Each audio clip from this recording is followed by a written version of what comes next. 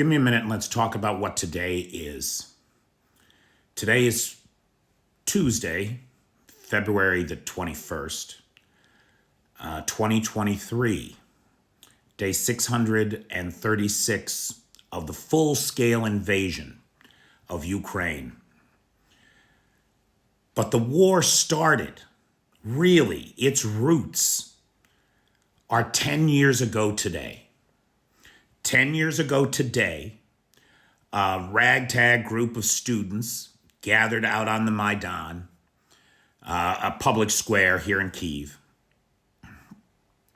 to protest the rigged election of the Kremlin-backed Yanukovych and the corruption of his regime. The protest probably would have petered out and gone nowhere if it weren't for the fact that about 2 weeks later, on November 30th, the police came in with truncheons and dogs and mercilessly beat those students. The next day, in response to this violence against their children, there was such an outpouring, an outcry, that 100,000 people flooded the Maidan and they didn't leave for months.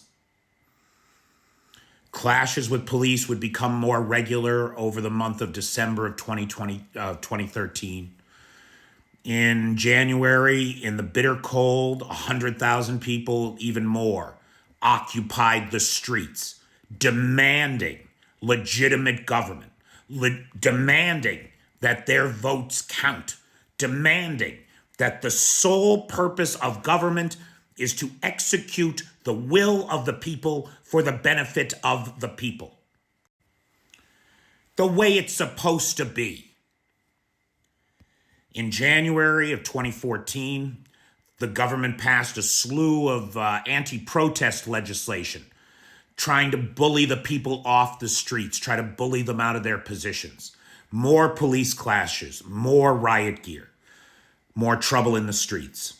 But the Ukrainians refused to move.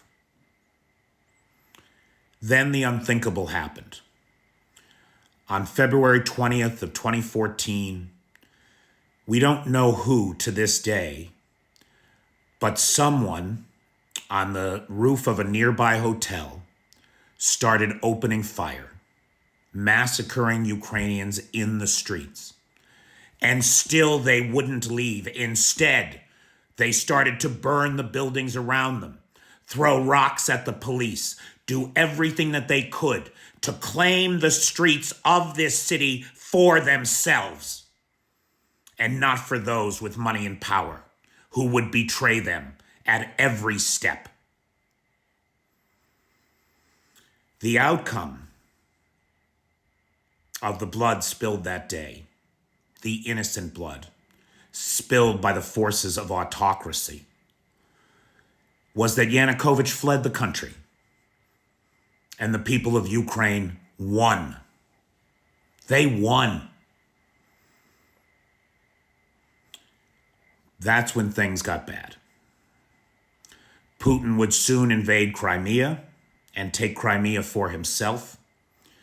He would install Igor Girkin in the Donbass, and they would lead a separatist revolution, start an internal war, led by Russian soldiery and special forces disguised as civilians. Make no mistake, it was Russian-backed forces in the Donbass. And this civil war began. It raged for 8 years before Vladimir Putin poured 250,000 troops over the border. Right now, the Ukrainian people are fighting for their lives, their existence, their freedom, their legitimacy as a people, a nation, a culture with a language and a history that is not Russian, that is distinctly not Russian, no matter what the Kremlin wants you to believe.